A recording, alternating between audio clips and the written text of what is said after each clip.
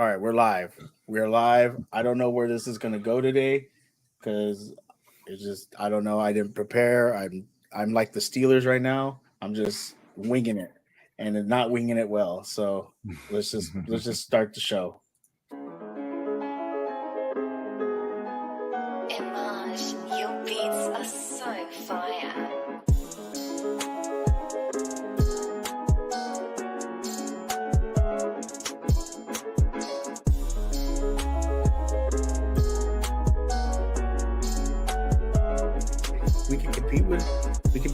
I feel we can beat the Browns. We can compete with Baltimore if they have Lamar, and we're right there with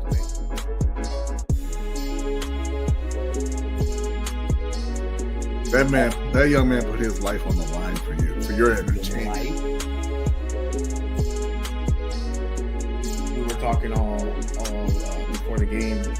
You know, everyone was like, "Nah, Ravens don't have a shot," and they're right there.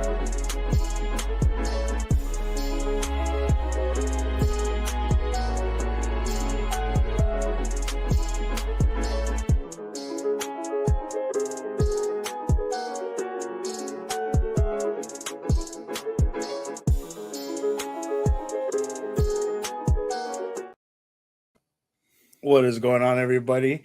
Happy Tuesday. Not very happy for me, but it is what it is. Hope you're having a great day. I'm very salty right now. I am beyond salty from this weekend. So if I come off a little like an asshole to you guys in the comments or to you, Bronny, I apologize. Who would have known? I apologize ahead of time because I'm just not in the greatest of moods after this weekend. This show's gonna be a little different. I didn't do anything I was supposed to. I didn't clip out stuff. I didn't set topics. So we basically going off the top of the dome. And the next thing I'm going to do is I'm going to cut all that Raven shit out of my intro. Wow. It is all getting cut in. Brandon highlights. Brandon. I swear to God. Well, you're a Cardinals fan, man. Right? Coming in here. But before we get started, Brandon, I got to ask you a question. Yes, sir. Did you wash your ass today? Oh my God. Why do you have that? I don't know. I don't know. I just have it. It's amazing. Because that dude looks like he definitely did not. Them eyes just woo. No, so let's before we get into this weekend, actually the only thing I did do correctly. What's up, Jeremy? Don't worry about it, Jeremy. It'll come up again. The only thing I did do was I did our picks, and I got the pick sheet for week 5. It's the only thing I did correctly. Everything else didn't do. So real quick, I just want to kind of go over some of the games over the weekend. Very surprising games.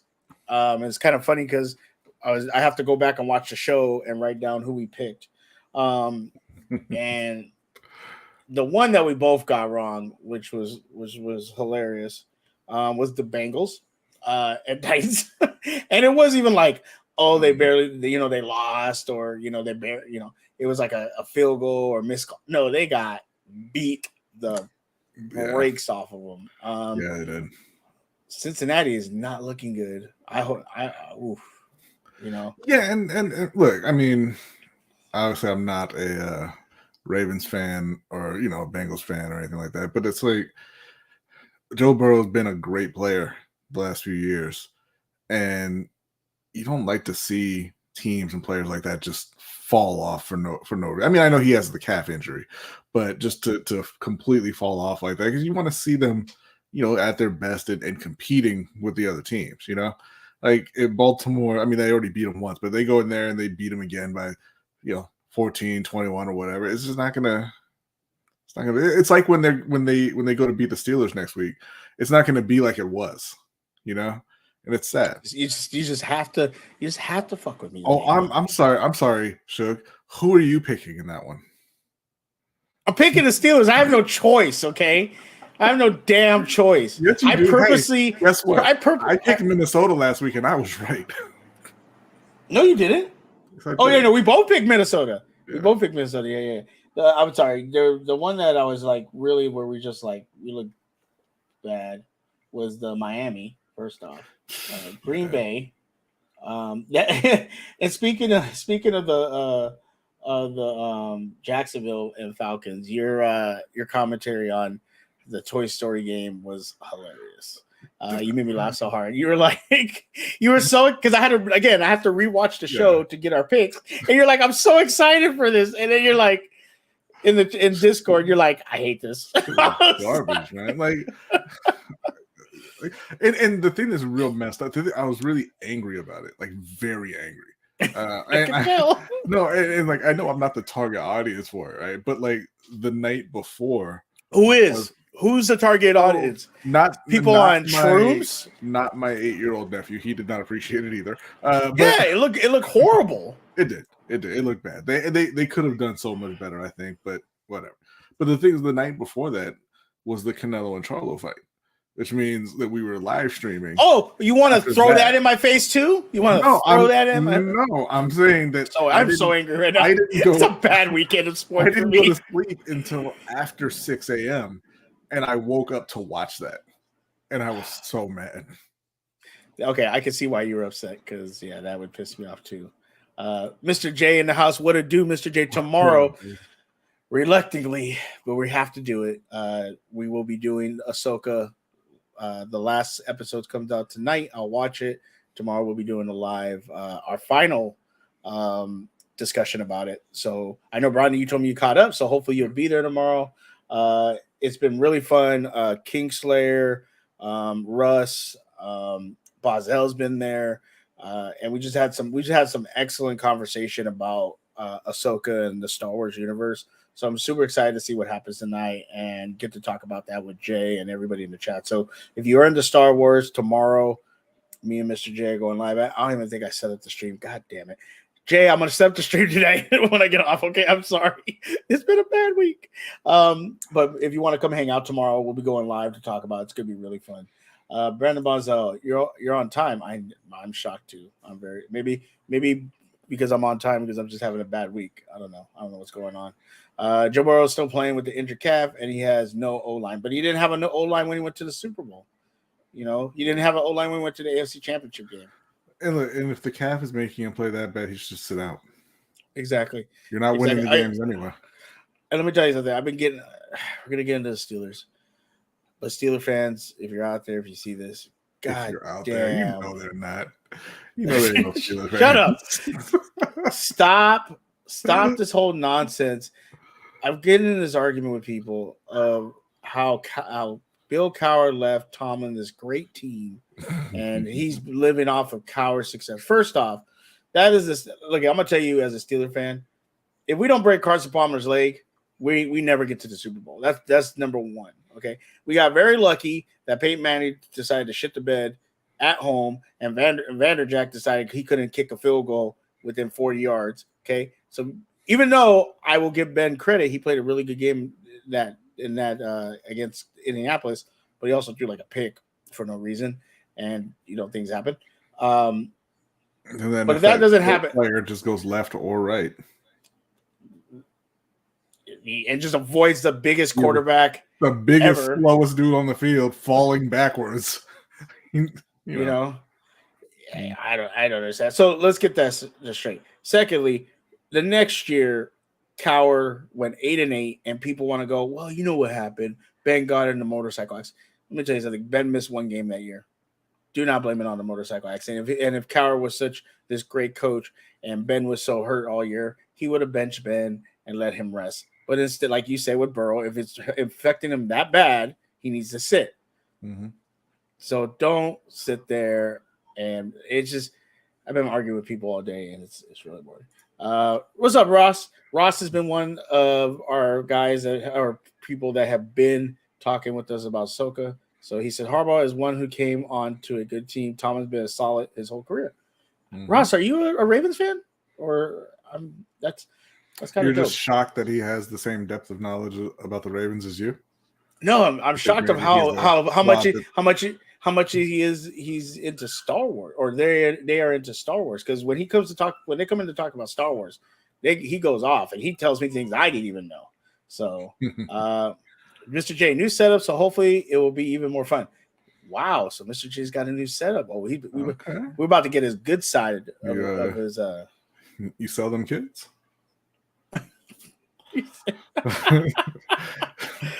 Toy Store coverage was fun. Tough decision, Jay, but you did the right thing. Matt Canada's quotes, even they yelled about it yesterday. No, we don't. I know. Tomlin said some things that he was going to make changes, and then turned around and had him in pads more. And a lot of people are kind of killing him for that. Yeah. I didn't see Canada's quote. We'll talk about Canada. Tomlin still had a coach a game. The Cardinals should have won that game, but Tomlin stepped up. I think that playoffs, that Super Bowl is all Tomlin. Even though there was still remnants of Coward's defense, most of the people that he brought on were his guys. They had drafted Lamar. Lamar Woodley. Some other players on that team. But it wasn't even Coward's defense anyway, right? It was Dick LeBeau. It was Dick LeBeau, but they still had like Palomalu. Yeah, but I'm just saying that LeBeau's the one who ran that defense. It wasn't. It wasn't Bill. Yeah, and it's just this whole idea, and this is the one time I will agree with Ferris. Bill Cowher, as much as he's a Steeler folk hero, the man had 6 AFC Championship games, and some of them, and I don't remember the exact number. It might even be 6, but had a lot of them at home and couldn't win one. Yeah, So y'all want to get on Tomlin? Like, yeah, people talk about, well, Cowher was in the AFC Championship game, so da. Sure, okay, but he couldn't win them. And when Tomlin, other than Tomlin going up against Bill Belichick, like, and the Jaguars, I don't know what it was. It was Bill Belichick and the Jaguars always got Tomlin. We did pretty good. We beat the Ravens in the AFC Championship game. They beat us once. The Jets. All these teams.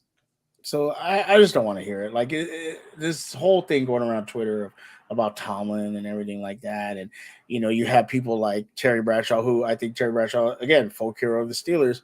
But why are you talking, oh, we fear Chuck Noll? Okay, we're not in the 70s where you have to fear your fucking coach. Yeah. Like, that's not a point of football, is to fear your coach. Yes, you want to play hard for him.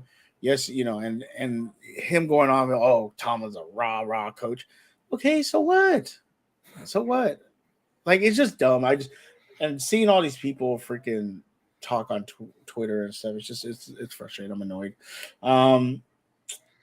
What else? Bonnie Buzzell says, right? So J6 might smile. He may smile. Sometimes he does. Did Cowher draft that team? Cowher drafted a lot. Again, he drafted players, but the year he left with the exact same team he went to Super Bowl with, they were 8-8. Yeah. And the excuse, if you want to go talk to Steeler fans, is, well, Big Ben was hurt. Okay, why did he only miss one game then?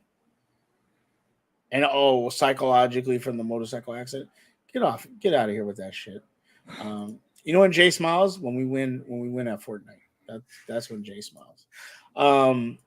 Real quick, some of the other scores, the Dolphins losing 70, close to 70 points was put up, but it was the other way. Bills put a shellacking on them. That was very surprising.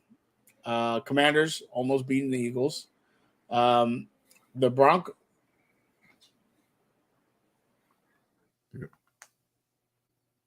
Let's see who we chose. I gotta stop. Yeah, I just stopped. I mean, I can tell you who I picked. I picked the Bears to win that one. Yeah, and I picked the Broncos. Oh shoot! So I gotta fix that. And the Bears were gonna win it, and then I don't know what happened. They took the entire second half of the game off. So thanks for that, guys.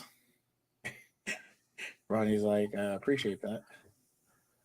Okay, so it's not as bad. I thought it was. We were actually picking pretty good, to be honest with you. Yes, I'm great at picks.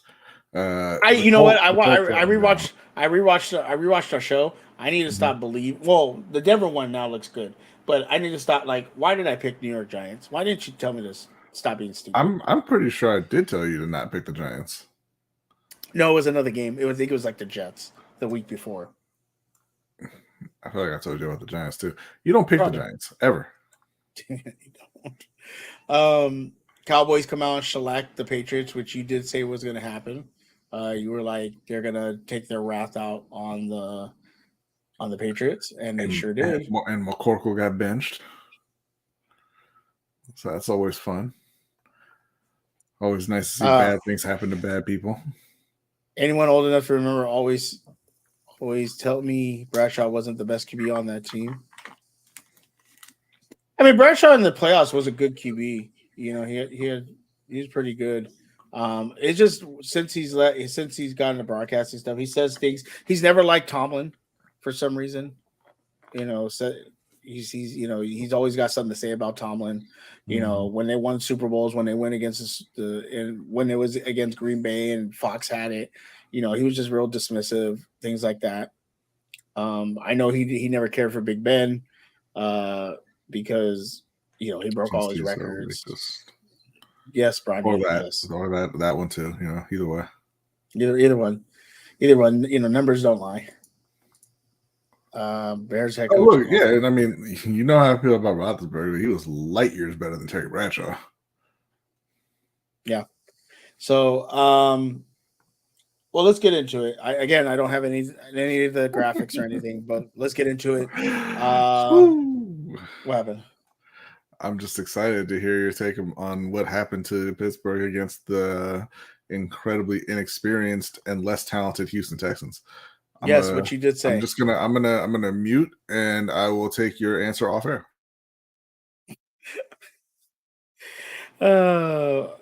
Look, I don't know what the hell happened. I don't know if it's the OC, if it's Kenny, if it's the offensive line, maybe it's all three. If it's Mike Tomlin, I don't know. Felt like the defense quit. There was in that first quarter or in the first half, there were some bad calls that did stop our drives. Lost by 24. Yes, but that was, you know, we were only down 16 going into the half.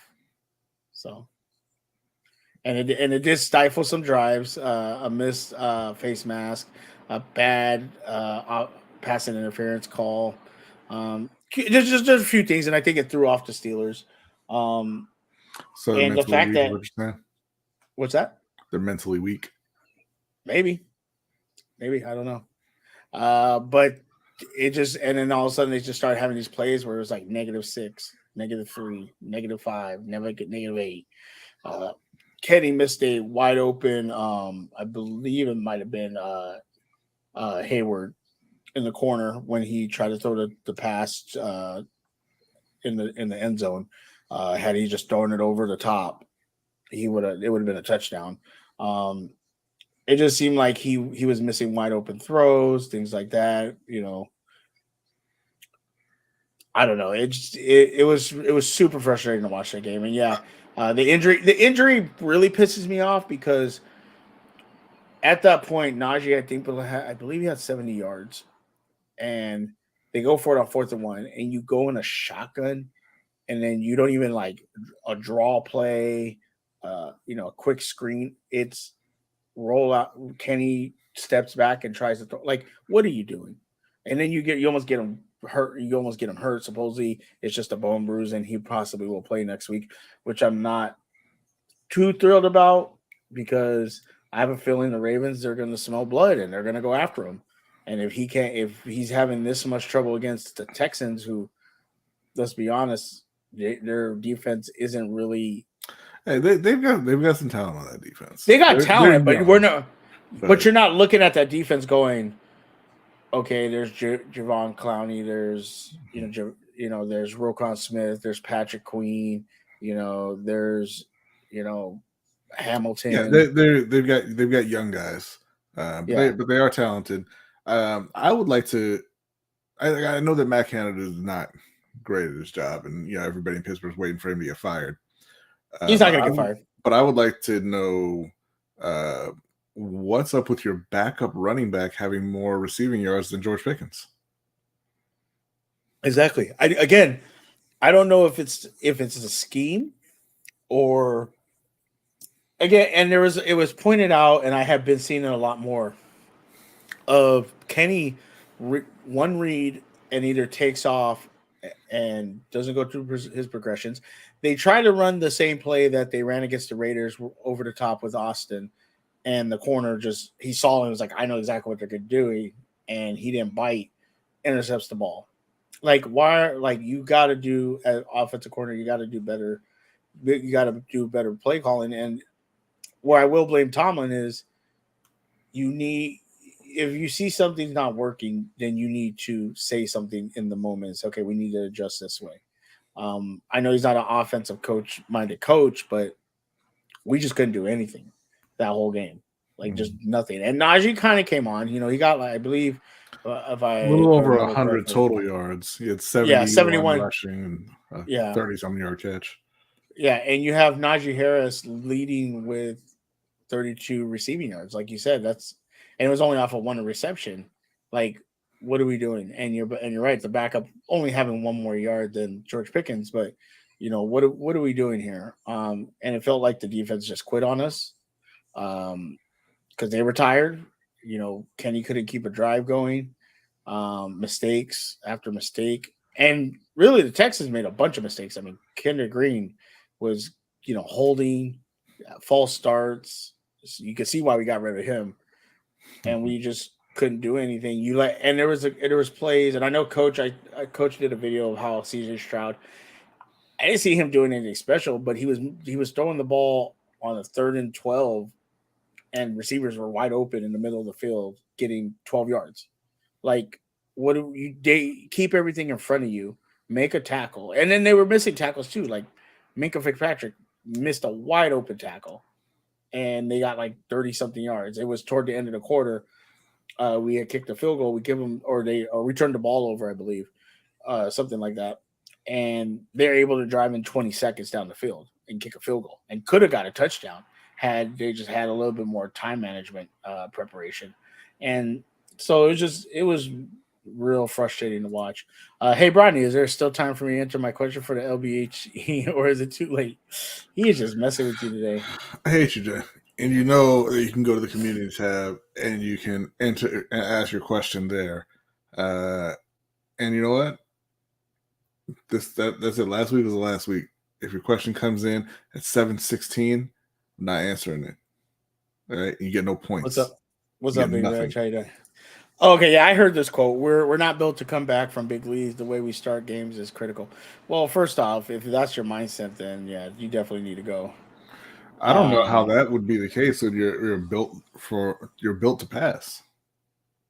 Yeah, exactly. Supposedly, and you have all this talent in the passing game. How are you not built to come back? That means your scheming is horrible. Do you think Kenny Pickett needs to sit and learn more? I think Kenny needs to either go see a therapist because he either has PTSD or get some glasses, because he's just not making the throws he needs to make. The reads have been horrible. Again, it was pointed out, and you've been seeing it where he drops back one read and then scrambles out of there. Like, you have to let your receivers get open. Yeah, and if you're going to say, okay, well, it's the offensive line, okay, step up in the pocket then. And if you're saying that, that if that's the case, then okay, then it's the line problem. But there's many times if he just steps up in the pocket instead of running to the outside, he maybe gets a throw off to a wide open receiver and lets him make plays. There was a couple of times that happened. So Jay said he does not love you.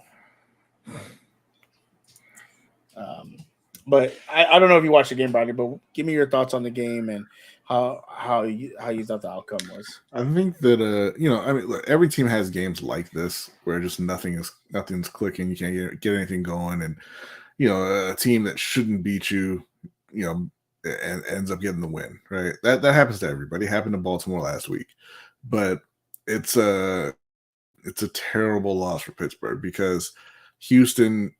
You come in, you're thinking they're not one of the better teams in the AFC, to put it mildly, right? And now you could have been in that tie with Baltimore for the division lead. Now you're a game back, and you're playing them next week. You're probably going to be 2 games back, and then like this, that could have been the beginning of a slide that prevents them from, eventually getting to the playoffs, which is where they want to be, right?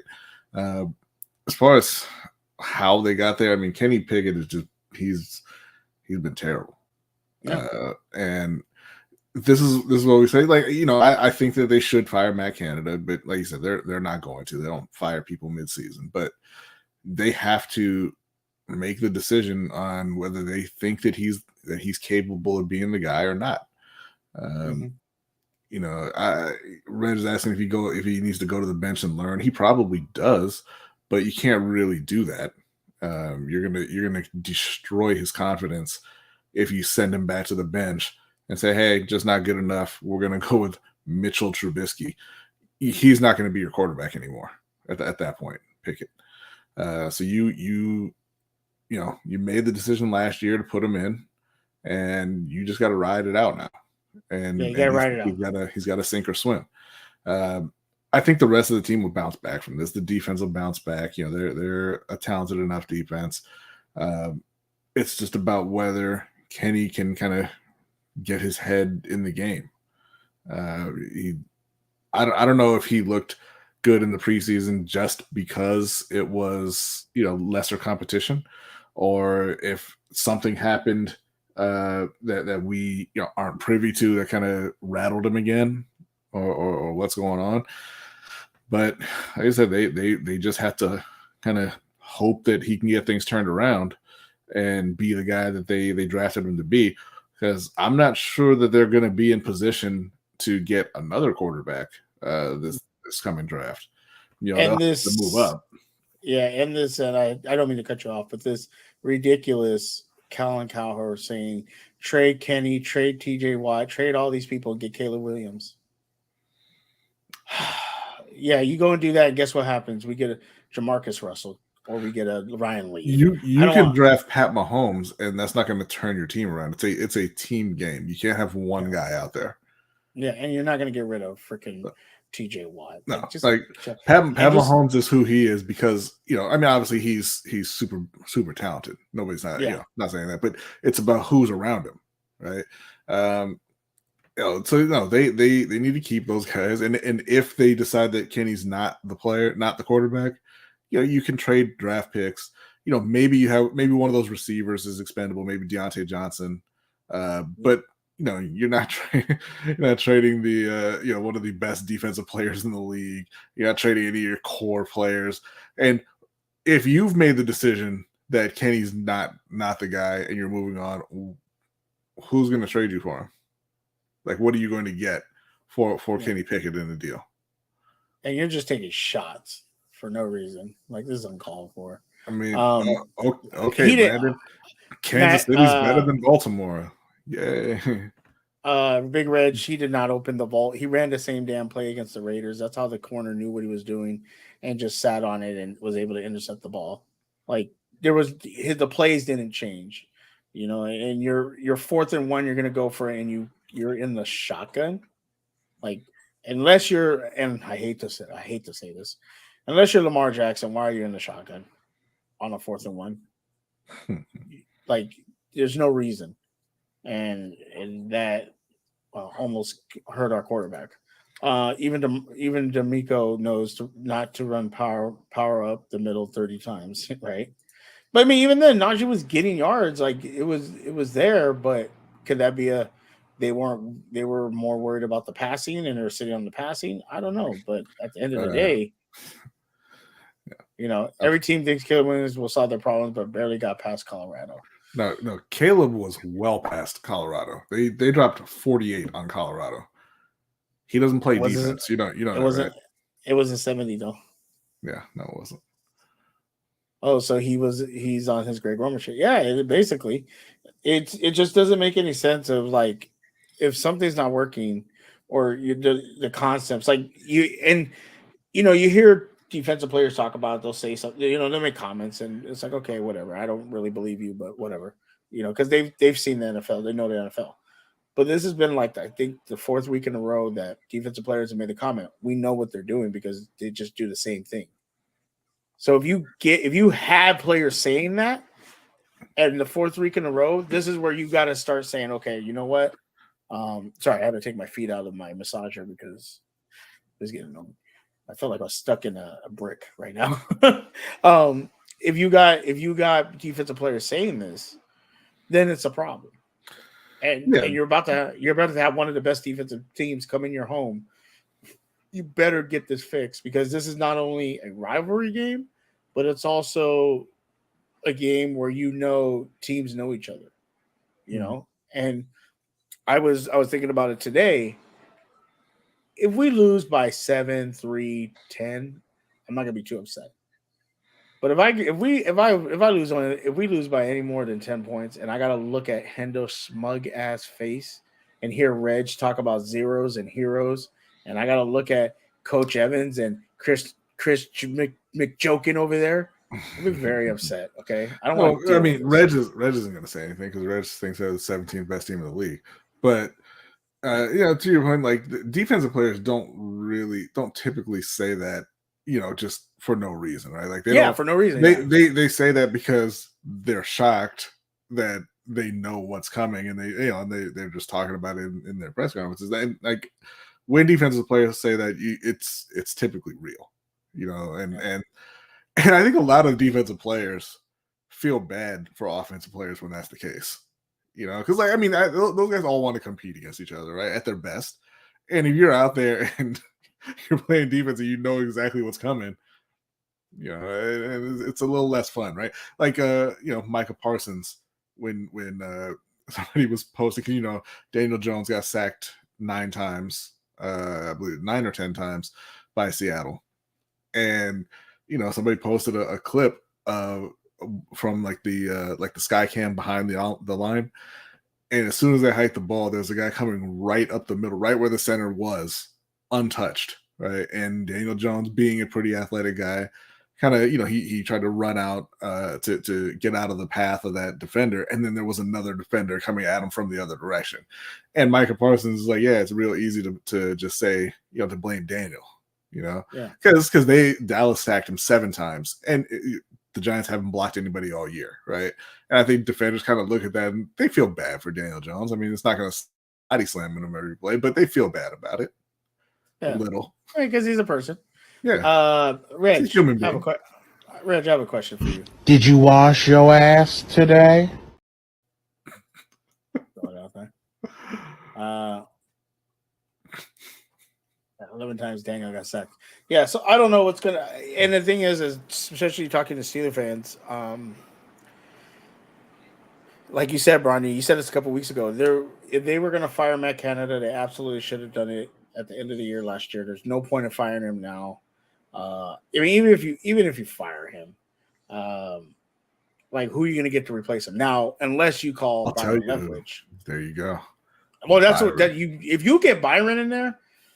But I would like to bring Byron at the end of the year or beginning of next year, or end of the year, so he could coach for the whole. Listen, he can still do that. But you can bring him in right now, and I'm sure he would be able to kickstart the offense a bit, and then he'll have the full off season afterwards. But then you would be able to see if Kenny's your guy. Yeah. Like, okay, if this guy won a Super Bowl. If he's not able to get Kenny going, then you definitely got to do something, Yeah, I don't know. I don't know what's going to happen. I'm really disappointed. Again, like I said, it was just a bad overall game, and I'm not looking forward to this week because we got to play the Ravens, and I got to look at your smug ass brother's face if they win. I don't that stupid smile. I want to look at it. I don't want to look. I hope we pull a miracle off and we win. So then Raven Ron and all those freaking bastard Raven fans can just shut up. But I don't think it's going to happen. Don't talk about your flock brethren like that. None of them are my brethren. First off, none of them are my brethren. None of them. All of them. Hendo especially. All of them. Hell, don't care. That's not nice at all. Is it the coaching staff or personnel? I believe it's the coaching staff. I don't believe Tomlin's a bad coach, but I believe who he's hired, they're just not Defense got to be -6. My bad. Our bad, Jay. I just think offensively, like defensively, when they let go of Brian Flores, I was so upset because they definitely should have made him the defensive coach. He should have been promoted right away to defensive coach. You should have went and hired Byron Leftwich or got somebody else. And you're just, I don't believe, when all these Steeler fans are like, oh, they wasted Big Ben. When after Brendan messed up his arm, he couldn't throw 10 yards down the field. And I remember Bronny when we were 11-0, and you were saying that. They're like, dude, yeah, you guys might be 11-0, but he can't push the ball down the field. Yeah. And we started to see that. And then we started seeing, and the next year, even the next year when we made the playoffs and played Kansas City, he still couldn't push the ball down the field. Yeah. And he wasn't that quarterback anymore. So something needs to change. I don't want Tomlin gone because I'm not gonna be one of those. Because I've been seeing all these fans that do shows and stuff, and they're just Tomlin's lying to the fans and dismissive of the fans. It's like, shut up, like really, shut up. But is it time for change? I don't know. I don't want it. But if it's run its course, it ran its course. But like people have said, Steelers get rid of Tomlin, he's gonna be picked up within like 10 hours. You don't think Carolina would pick him up? You don't think the New York Giants? You don't think the Jets? You don't think any of these teams maybe not the Jets, but you don't think any of these teams that are having coaching problems, they wouldn't go swoop Tomlin up in a New York second to have him run their team? So we'll see what happens. Or your worst nightmare, he ends up in Baltimore.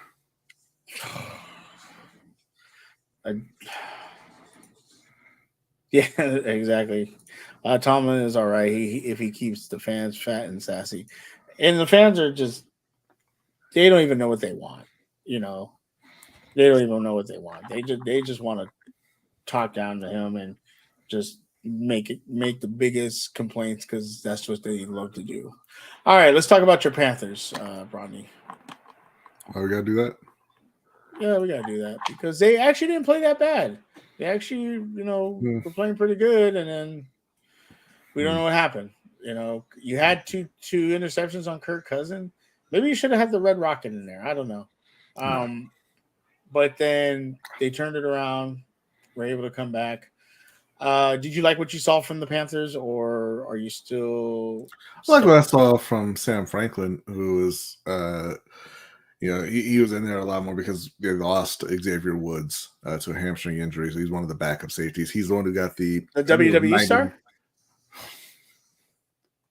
God damn it! He's the one who got Sam Franklin got the 90. It was 97-yard pick six off of Kirk Cousins. Shout out to Jeremy Miller. The defense is doing everything they can. I think and they're playing pretty well. Especially considering they've lost J.C. Horn, they lost Shaq Thompson for the year. Now they lost Xavier Woods for an extended period. The offense has been god awful. It's been terrible. The O-line, they're not really improving week to week. They're just finding different ways to suck, I think. They gave up 3 sacks to the Vikings safety Harrison Smith, including the 4th down that basically ended the game.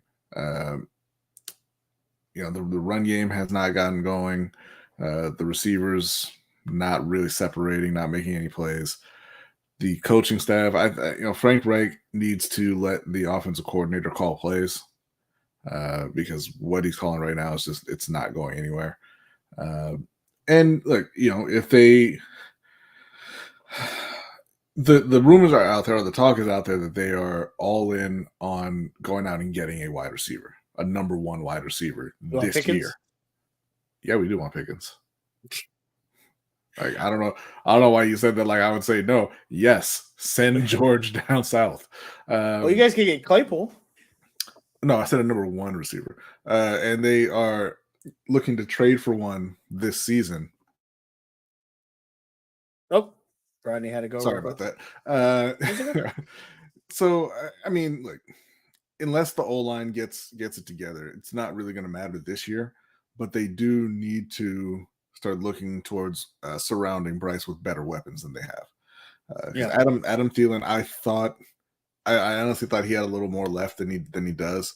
You know, and not that he's been, you know, so terrible, but he's not Adam Thielen from a few years ago. Not close, right? DJ Chark is kind of just a guy. You know, I mean, he's fine, but you know, he's not somebody that you want as your 1 or 2 receiver ideally.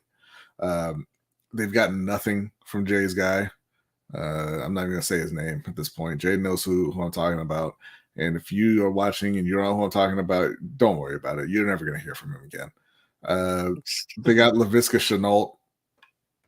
I don't know why. Jonathan Mingo, they just drafted this year. He's shown some flashes, but he's nowhere near consistent. Hayden Hurst is a backup who they paid to be their starter.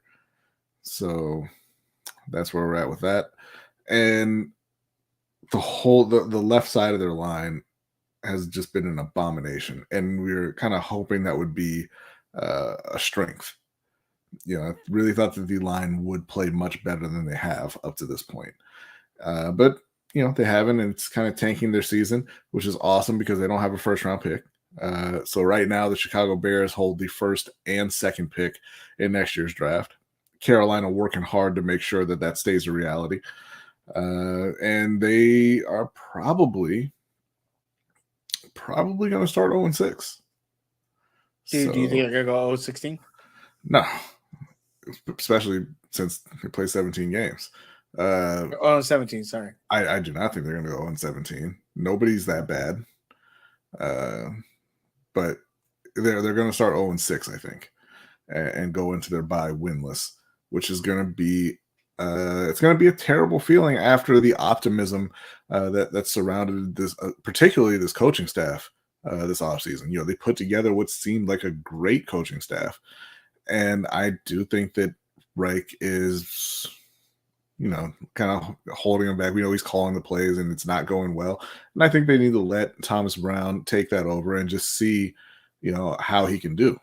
Because right now you're not going anywhere. Now, I will say this, so that it's not all negative. Bryce Young has played 3 games, and in each game he's thrown for more yards and had a higher completion percentage. So then his previous game, like he's okay. I thought you were going to take a shot at me and be like, then Kenny Pickett. That's what I was waiting for. Oh, I hadn't checked on that. Like I thought that's too far. But I did know, like Bryce. That's too far. Than himself. Better than that's he's too beating far. himself Okay. every week, right? Okay. Unfortunately, the high water mark for yards is like 205. But if he keeps this up, in a couple of years, he'll be throwing for like 600 yards. There you go. So there you go. Claypool might be on the market. Nobody wants to trade. He is on the market. Nobody wants to trade for him. So they might just cut him. Yeah. The dude quit playing football a couple of years ago. There you go. We're not talking about the Ravens anymore. Done with that. Just because Lamar had a fantastic game and they won the division game by 25, and now they're sitting there solely atop the AFC North and are clearly the class of the division and are going to win it going away. Like I said, no, it's just tired of Raven fans. That's all. Okay. Tired of Raven fans. Well, that's good. Let's do our picks first.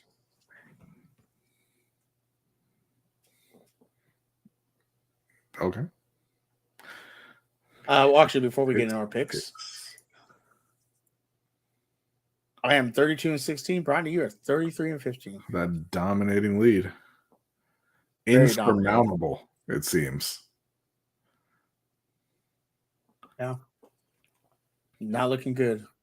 You want to talk about Euro? Yeah, we'll talk about some basketball because we did media day did happen today. Today or yesterday? Yesterday, I believe. Yesterday. And I want to get your thoughts on the Lakers. But let's do our week 5 picks. Yeah. And we will start off with Chicago and Washington.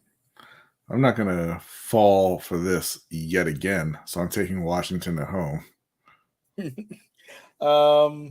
Yeah, definitely taking Washington at home. Jacksonville Buffalo. This is gonna be a very interesting game. I feel that this one's a tough one for me. I know I picked against Buffalo the last 2 weeks. Actually, I thought why prize them. That obviously didn't happen, and then they beat the hell out of Miami, right? And I know that Buffalo's a better team than Jacksonville, but I just have that feeling of Jacksonville has to snap out of this at some point, right? Like they just haven't been playing well because I don't really count beating Atlanta and London.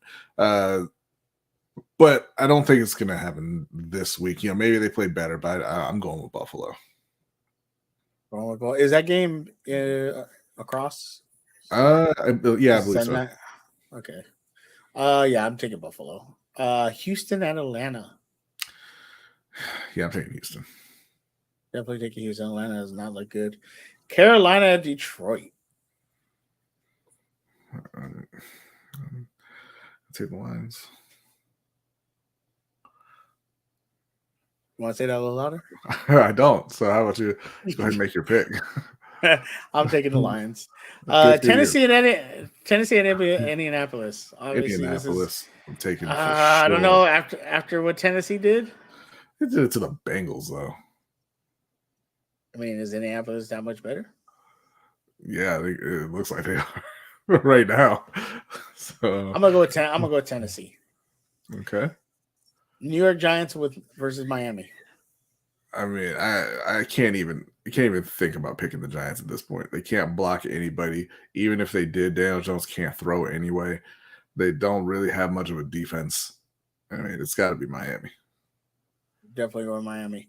New Orleans, New England. The battle of the new. I desperately want New England to win this game, and so I'm going to pick New England.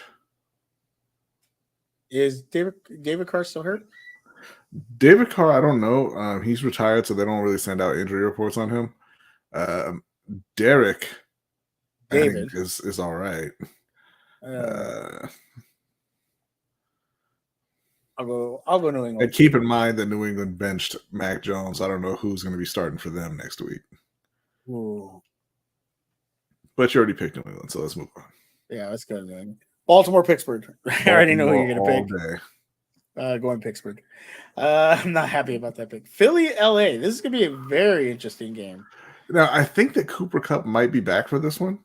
But still, I'm taking. You know what? Actually, no. Philly has looked like they've struggled a little bit. They haven't played up to their talent. I'm going to take the Rams. I'm going to take the Rams in an upset. All right. We'll go Philly. Now, this next one, damn, this is a battle right here. Yeah, Cincinnati this at is Arizona. This is a shit show if I've ever seen one. Well, the reality is if you're just looking at the last few weeks, Arizona's been more competitive than Cincinnati. Like they've been a better team. They beat Dallas. They hung close with San Francisco for a while. Even in week 1, they were up on Washington and they gave it away late, right? I'm going to take Arizona. These next 2 games, good Lord.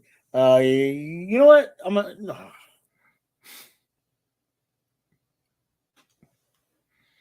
go Cincinnati. Okay. Probably a mistake.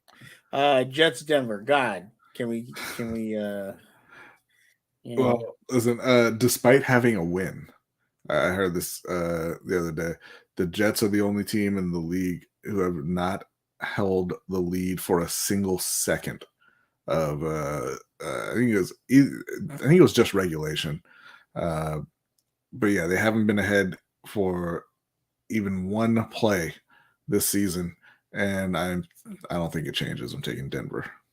Yeah, let Russell Wilson cook. I'll take Denver. Kansas City, Minnesota. Are we gonna get some more? Are we gonna get some more Taylor Swift? I hope not. Minnesota's always in games because they've got Justin Jefferson, they've got Jordan Addison, KJ Osborne, everything. They're very explosive, but they're not good enough for me to pick them to beat Kansas City. I'm taking the Chiefs. Taking the Chiefs also. Dallas at San Francisco, the old rivalry. Both teams are pretty decent, other than Dallas losing to Arizona this year. Who you got?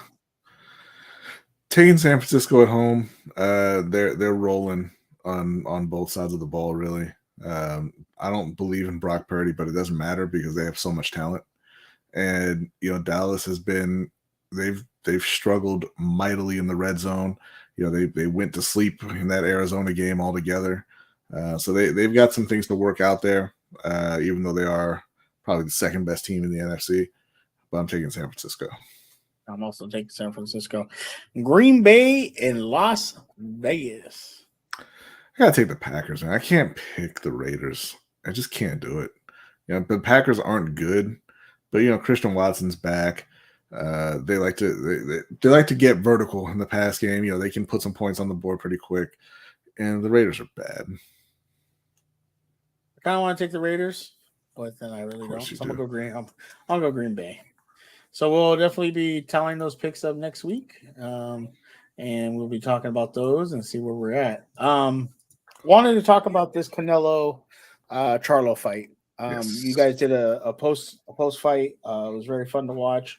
I noticed you guys went and pull up my comments, so Jose can kiss it. So we're gonna talk about my comments now. No, it's fine. You guys did a great job.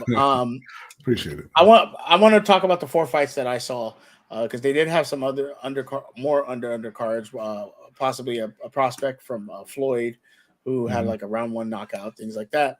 But want to talk about Elijah Garcia, which that guy looked amazing. That fight was fun. That was just 2 guys just swinging. Yeah, he didn't play a whole lot of defense in that one, but I mean, just ridiculously crisp and accurate punches. Great combinations. Obviously, he can take a punch too. You don't really want to showcase that skill very often, but he can. And as the rounds went on, because like you said, it was very fun. They just came out and they were swinging right from the start. But as the rounds went on, he really separated from I think it was Resendez, I believe. Resendez. Yeah. Armando Resendez. Yeah. And Resendez looked good. It just some of the combos that Garcia was getting off on him just looked devastating. Like they were odd, right? Like they weren't typical combos. Like he didn't know where those punches were coming from. Yeah.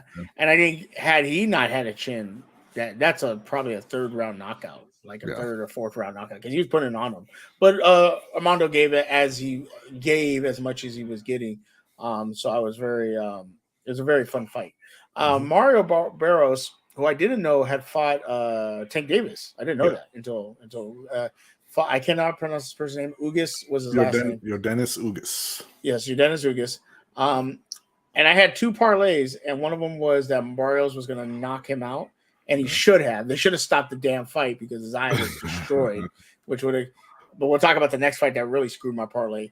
But that fight was very interesting because Barrios, they were saying he doesn't throw a lot of combos, and in this fight he did, and Ugas is at his older age, just didn't have it, and I didn't know he had fought. Was it Crawford or Spence? Spence. And had a broken orbital and didn't fight for like a while and you could tell that was his last he wasn't fight, the same. Yeah, he wasn't the same. So that was a very interesting fight as far as just when he came out, he looked strong. But as the rounds got on, you could tell the eye, the jabs, and what Barrios was doing was really affecting him. And Ugas is 38 now. He's been a great fighter. Been a great fighter for a long time. He was never really that top tier, but he was just a step below that, and he was in there with a lot of top guys and fought well, right? But he's older now, and he can still fight. He's not like completely washed or anything like that. I mean, he's still a good fighter, but you can see a very clear decline in his skills. And having come off that Spence fight where his eye was injured badly, they said he couldn't open his eye for 40 hours after the fight. Had to sit out for I believe it was a year and a half, 2 years, or about a year and a half, I believe, before he took this fight, and then have that. Hopefully it's not the same type of injury, but his eye was swollen shut essentially. I think it's probably time for him to step away. But it was a solid fight, an entertaining fight. If you had asked beforehand, we would have told you don't bet on either one of them to knock anybody out.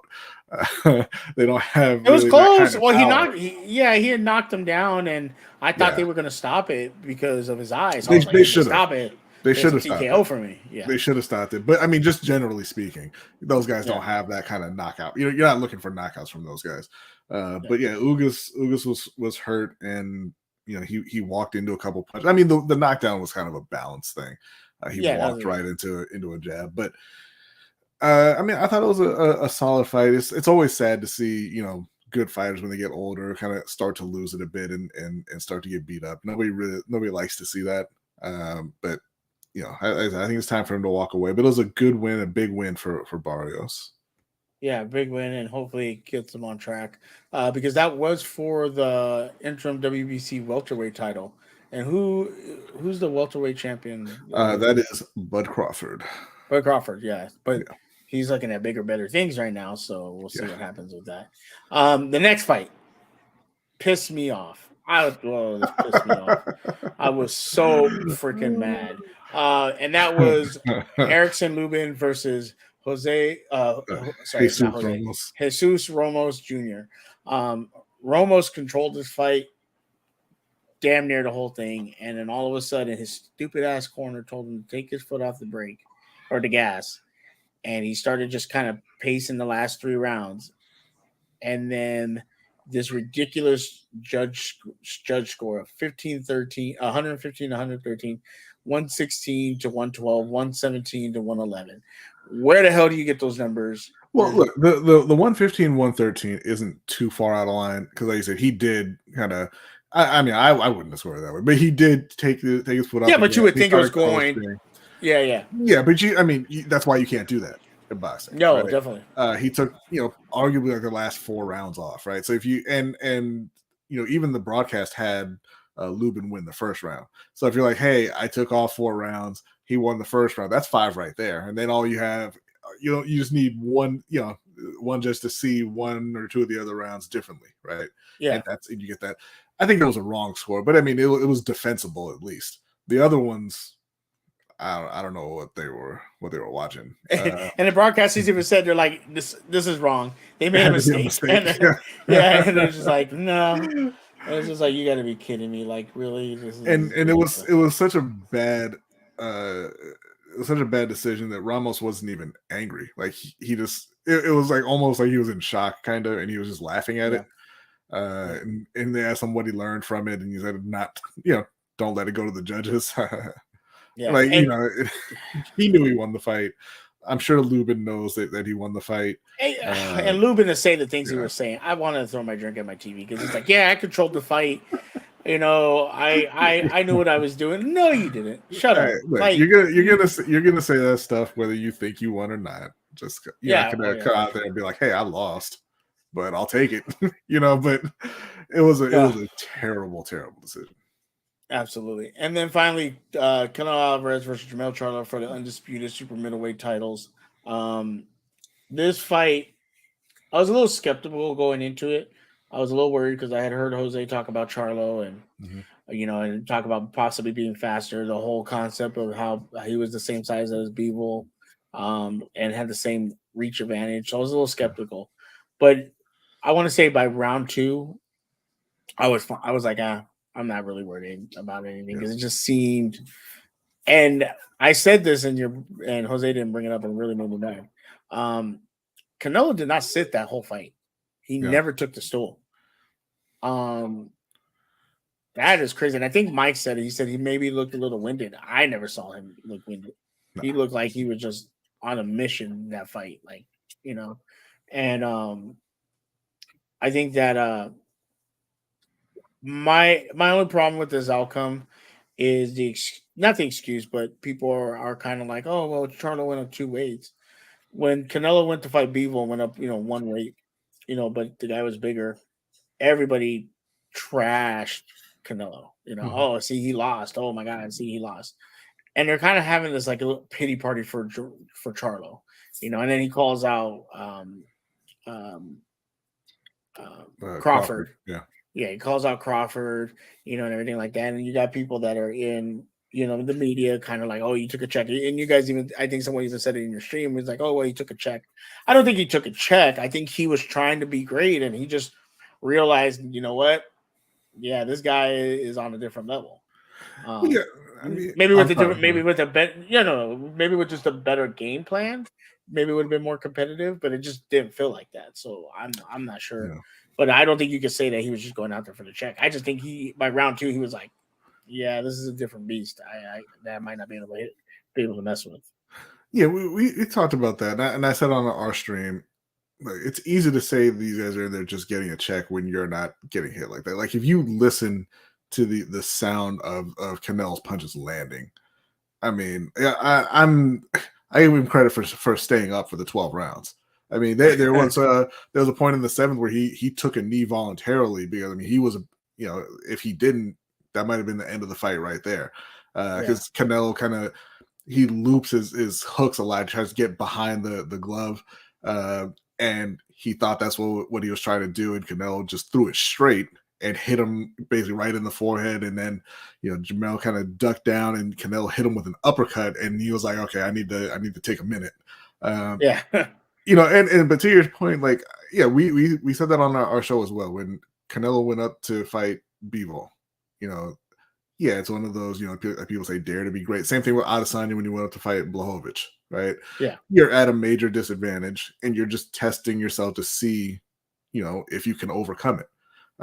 Canelo couldn't against Bivol. And, we said, hey, it's not that big a deal, right? Like you moved up to 175, you fought a champion there. It's whatever. It didn't go your way. Go back down and just defend your belts, right? And it's the same thing with Charlo. yeah, He moved up even farther. He moved up 2 weight classes to see, what he had essentially, right? He showed a little bit of his skill, right? Where there were times where he showed that he was the faster puncher. oh yeah, for sure. He would throw combinations and he would land, but it just he wasn't doing it consistently enough. And I think that the main reason is just Canelo's a guy you can't really hurt. I mean, we've never seen anybody really hurt Canelo, right? He can walk through pretty much anybody's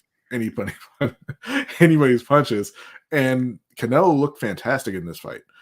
He said after the Bivol fight that he had a lot of nagging injuries and he needed time off. And you kind of look at that and you're like, oh, you lost 12 rounds. Yeah, all right, you're kind of not making excuses, but you're just kind of you're saying that because the pride's hurt right now, Yeah. But it looks like that may have just been the case because he looked much, much better in this fight than he has in his last 3 or 4. He did gas out a bit against Bivol, right? Didn't at all in this fight. He was, faster on his feet. He just kept the pressure on Charlo all night. Going forward the whole time. Yeah, and he was landing just really, really heavy shots to his body. And that I felt bad for Charlo, man. You can't. That's not fun to stand up to, right? No, not at all. So Canelo looked fantastic. I don't take any kind of negative away from this for Charlo. He's a great fighter. He's going to go back down to 154, and he's the best in the world at that weight. Yeah. So it was the fight wasn't as competitive as we would have liked, but it's always great to see top fighters fight each other, and you get answers that otherwise you would have been speculating about, right? Like we kind of thought, hey man, maybe Canelo is declining a bit because that's how he's looked, against Bivol. The John Ryder fight, I don't think he was trying too hard in that fight, right? He knew who John Ryder was, but he came out and he answered that question, right? He came out and he looked fantastic. He looked great. I mean, he said it after the fight himself. He said, nobody can beat this Canelo, referring to the shape he's in now. He said, nobody in the world can beat this Canelo. And I mean, the way he fought, you kind of believe him. I mean, even though we all watched what happened in the Bivol fight, you kind of believe him when he says it after that Yeah, performance. I mean, You know? yeah, you look at this and you probably go, shit, maybe he can go back up there and fight people, and maybe it'd be different. But we'll see. What do you think is next for Canelo? Because there's the Benavidez fight. Yeah, Benavidez is fighting somebody, and yeah, Andrade. supposedly if whoever wins that will fight Canelo next. Yeah, because he's got a 3-fight deal with PBC. That this Charlo fight was the first fight of that deal. So I think that what's next is probably the winner of that Benavidez and Demetrius Andrade fight. I think, I mean, this is out there a bit, and it depends on Canelo winning and everything. But I think what they'll try to do is set up something with Bud Crawford, try and get Bud Crawford to come up and try to make a mega fight with those two, which Crawford doesn't have any business being in the ring with Canelo, but that would be a huge money fight, and I think that's what they'll try to make happen. You don't think it should be the Jake Paul? I'd like to see it. I don't like Jake Paul and can him like literally. You wouldn't pay all that money to see that? Oh, I would pay to see that. Yes, absolutely. Yeah, I agree with everything you say. Very interesting to see what happens. I don't know if you saw Ryan Garcia's fight got announced. No, Supposedly, I didn't. Who's he fighting? I didn't catch the name. I apologize, but it's No, not a well-known guy, but it's a Gotcha. tough fighter guy. But this is gonna be under his new under the new trainer. Nice. I don't know. Is it still going on with Golden Boy that Golden Boy suing him, or what's? I thought so. But a lot of that kind of it's all behind the scenes, and it comes out when it comes out. So I haven't seen any updated news. Oscar Duarte is who they're saying here. But yeah, no, I'm excited to see Ryan Garcia come back. I thought that it's similar to Charlo and Canelo and what we were talking about with them. I give him a lot of credit for getting in there with Tank. And it didn't go his way, but he's a very talented guy. He's still very young, and I think that he can bounce back from that and still have a great career. So I'm very interested to see how he looks, in his next fight. Yeah, for sure. And I was excited to see that news because I do want to watch and see that. Other than that, I don't think there's any UFC to really talk about. There was not pro day. I was gonna say pro day. There was Media day. Media day for all the NBA teams yesterday. Jeremy mentioned it earlier. We had emo Jimmy Butler, which was kind of hilarious, but kind of sad at the same time because they just missed out on all these players they were supposed to get, and they were just in the NBA finals, and they're not gonna. He didn't get anybody, so I don't know if he's gonna get back to the NBA finals. I think the interesting thing about a media day for me yesterday for the Lakers was Anthony Davis saying, "Yeah, we know you won the championship, Denver. Talk your stuff. Don't worry, we got this season to play." And I know Adelia, that's her team. They did a lot of talking though, a lot of talking. And I think that with the revamped roster, hopefully injuries doesn't affect us. I see the Lakers back in the Western Conference Finals. It's gonna be interesting to see what Hendo's favorite team does with CP3. But I don't really see, other than Denver, a team that you're going, okay, maybe the Lakers can challenge them, because they're all in the East now. There's like Milwaukee East, the Celtics, all those teams are over there. Do you think the Lakers did enough to be get back to the Western Conference Finals and be a favorite, or just get back to the Western Conference Finals and not hopefully not get swept again? Yeah, no, I don't think that they would be a favorite, just because Denver's bringing back almost everybody, and you're always going to give the champion that respect, and they earned it. They said they swept the Lakers, they beat Miami, and was it 5 or 6? I can't remember now, but they were clearly the superior team in that series as well. And Jokic is the best player in the world right now. So they get all of that. They earned all of that. The Lakers, I think, did a lot of good work this offseason. I wasn't thrilled with the Gabe Vincent signing, but he does bring occasional 3-point shooting. I like the Torian Prince pickup. They brought back D'Angelo Russell. They brought back Hachimura. They brought back Austin Reeves. They got a little bit bigger in the front court. They added some size. They just recently signed Christian Wood. And so I think that they're deeper and better than they were last year. The only question is really going to be, like you said, if they hold up health wise, and how much LeBron loses, going into his 39th, not 39th year, but he's 39 into his 21st season. Yeah. Because we saw in the playoffs last year, he was carrying a lot of the load himself, and the 3-point shot is completely gone, or it was completely gone in the playoffs. Like he couldn't hit threes to save his life. And the real problem there was guys like D'Angelo Russell, just they completely no-showed, especially in that Denver series. Yeah, and D'Angelo is an all-star caliber player, and they absolutely need him to be that guy in the playoffs for them to make a run, and contend for a title. Now he did, obviously show up mid-season. They got him at the trade deadline. So maybe, with the whole off season and being able to play the whole season, they can gel together a bit better. Maybe he's able to avoid that kind of, performance in the playoffs again. But they need him. They need Austin Reeves to be the guy that people think he is. They need some of these new additions to go out there and really contribute consistently. Because that's been the problem for the Lakers since LeBron's been there, is getting consistent contributions from the role players. Yeah, for sure. What are your thoughts about the Suns? No. Look, Kevin Durant is one of the greatest basketball players to ever live. No question. He's almost 7 feet tall, and he can score from anywhere on the court.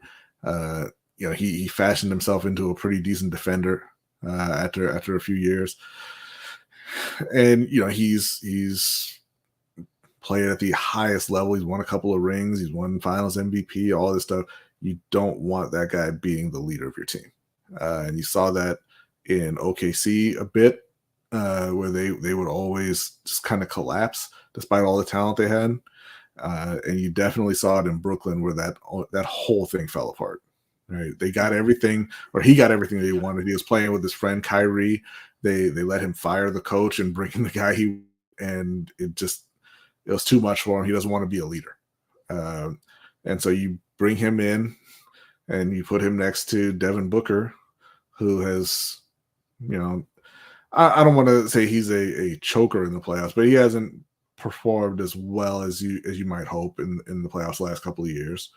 And you bring in Bradley Beal, another solid, good player, but I don't think that they have done enough. I don't know who is going to be the facilitator for the team. Obviously they got rid of Chris Paul. Somebody's going to have to. Yeah. They tried to fill in their bench with this being the third team in the Damian Lillard trade. Not a real big fan of the guys that they got. I don't think they have enough. Yeah, they might be a fourth or fifth best team in the West, but I don't see them like they're going to get past the Grizzlies. But the Grizzlies are. It depends. It depends if Ja gets the call to put in some work during the season or not. If he's there, if Ja's there, then I think Phoenix probably doesn't get past them. But right, shots fired. That's the unfortunate thing for him. You never know. Man couldn't lead his Nets to a girl. Wow. And before we get out of here, I want to ask your thought on all of a sudden now everyone wants to play for Team USA. LeBron's committed, Steph Curry's committed, Kevin Durant's committed. What all of a sudden now does everybody? Did they take that world champion thing to heart from the? Richard? I don't think it was the world champion thing. I think it was just watching those guys go out there and lose. Yeah, the World Cup, the Olympics, those are nice. They're important, but they're not as important as an NBA title, right? So the top players don't go until the U.S. gets embarrassed, and then when the And then they're U.S. like, gets we'll go. embarrassed, then you've got the Redeem Team, right? And now it's Redeem Team Part 2. I'm excited to see Curry of all people. Like, Yeah, I'm excited to see Curry on it. Yeah, because we've never seen him on that kind of team, and he's gonna have like, what is his role gonna be? not You know what I'm closer. I'll saying? tell you that. But I'm saying, you know what I'm saying? Like he's probably gonna average like 20 points a game, but then like I said, not be the closer. So I want to see what he does. Obviously, LeBron, he's been there. He's been through the ups and downs with Team USA, so it's gonna be interesting Yeah. to see what he does. So I'm very interested to see what all that what happens. What I'm not interested to see is tomorrow's LBHT show because I got to look at that smug Jose Oh, face, and I don't want to look at it. why is it gotta be like that? And then I got to see him in the OT. He's going to ask me these questions I don't want to answer. I might not just show up tomorrow, just I think you're because, gonna show up. you know. But I being think like you're Carmelo gonna and show spot up. of 3 in the corner, maybe. But before we get out of here, Mr. Brodney, why don't you let everybody know where they can find you and why you had to come in late because you had to work overtime today. It was tough today, man. Uh, like I get off at 7:30 Eastern time, and I clocked out at 7:33 today. And I was not happy about it. nah, that stung. It was. I'm dragging right now, man. But I could tell. I am yeah, too. you can find me over on Lunch Break Hot Take. We do a live show every Wednesday, 7:15 p.m. Eastern time. We follow that up with, like you mentioned, the overtime show for patrons. You can also find me on Mondays at 9 p.m. Eastern time over on Sip to Tally Films on the Ravens Roundup with my brother Jose, OTR Mike, Chris Just Joking from the Deep Cover Pod, Hendo from the Rogue Pod, and of course Coach Evans from Sip to Tally Films. You can find me obviously here on Tuesdays at 9:15 p.m. And then whenever sometimes you can find me over on Ring Kings podcast. When there's a Finally, we big finally fight, got a live. Yeah, we finally got one. when there's reason, we show up. I mean, we were supposed to get the pound for pound a couple months ago. I'm waiting on lists, and anybody who would like to participate can send their top 10 pound for pound list to us, and we'll incorporate that, and then we'll get that recorded and we'll get that out. For sure. I don't know if it's happening for sure. I did bring up the Hendo. They're possibly going to be a watch along for the Ravens game, Steeler game this weekend. So if there is, you might catch Brodney there. I don't know if he's going to show up, but if me and Hendo are on screen, he'll probably show up. I'm not doing any goddamn watch along with the Steelers and Ravens. Why not? Come on, come hang out. No, Your favorite team. no. Come on. Like I would, You had I would, a Steelers jersey. I wouldn't do a watch along for a Panthers game. Well, that's because you're not a real fan. I am a real fan. Real fans trash when they see it. I would participate, but my opinion may be laughed at almost. Nobody will know what your list is. You just send it to me that's a and lie. I put it all together. That's a lie, Jay, because they made fun of me when I had Tyson Fury. I made fun of you because you're you, and it's fun to make fun. Wow. Thank you. Wow, that's. But you send me a list. Just DM me the list, Jay, and I'll add it in. There you go. Make sure to get your questions in too for tomorrow. I think that's gonna be it for tonight. For the show. Yes. While the show's going on, we're both gonna DM you and send you questions. Ridiculous questions too. Ridiculous. But next week we will be back on track. I'll have a top 5 of something. I'll have graphics. I'll have all the videos and everything up. It's been a rough weekend. I lost a parlay because of that damn decision. My Steelers got blown out, and then it was just one of those days. So I appreciate everybody hanging out. I hope you all have a great night. Jeremy Miller, always a pleasure being hanging out. Jay, I will put my questions in tonight before I go to bed. I hope. Make sure if you are into Star Wars tomorrow, the final episode of Ahsoka, we will be talking about it. So go watch it and then come hang out with us tomorrow to talk about it. I I got to see what time Jay wants to do it at. Hopefully a little early, so people are not up at 12 o'clock at night trying to watch this, because that's usually when we do it. But we'll try to do it early enough so you guys can come hang out. And actually, Jay, are we actually going to watch it live? I can't even watch it. Jay, message me, because I think that's what we have planned to do, is watch it live together. And So you're then doing another show tonight. Nice. tomorrow. It comes out tonight, though. I know, but it means I won't watch it tonight. Yeah. But it is what it is. If you want to, or you tell me what you want to do, Jay. Because if not, I'm going to watch it right now. So you let me know what you want to do. Hop on. I'll send you the link, Jay. You hop in here. Y'all can watch it right now. You gonna watch it too, Brody? Listen. I'm going to tell you this. I was not a huge fan of this series. Okay. I didn't like it too much, man. Like, it was okay, but I just, obviously finale withstanding, the whole series or the whole season just felt like it was a sort of like an intro for another better story. Yeah, I think it's going to lead into something else. And maybe I didn't really watch Rebels, but I am live, baby. But she wants to come say hi to Bronny. Jay, I think we'll do it tomorrow because Jay said he's down. I know, but I haven't put it out there yet. So the people that normally would come watch won't be able to come watch. Wow. So we'll do it tomorrow. Jay, let me know the earliest we can do a stream. So the earliest you can do it, that's what we'll do it. So only if more people survive. I watched, and again, somebody got slashed across the chest and they died, despite the fact that they were wearing armor and the sword didn't go all the way through them. Dead immediately. Dead. Any movies you're excited about, Ronnie, coming out? Movies? Coming out, huh? I was excited about that John David Washington movie, The Creator. That's out now. I haven't heard anything about it, but I was excited to see that one. I'm kind of excited about the Napoleon movie with Joaquin Napoleon Phoenix. Dynamite? Never excited about Napoleon Dynamite. But Joaquin Phoenix is his movie with about Napoleon. Was coming out I want to say in December, maybe.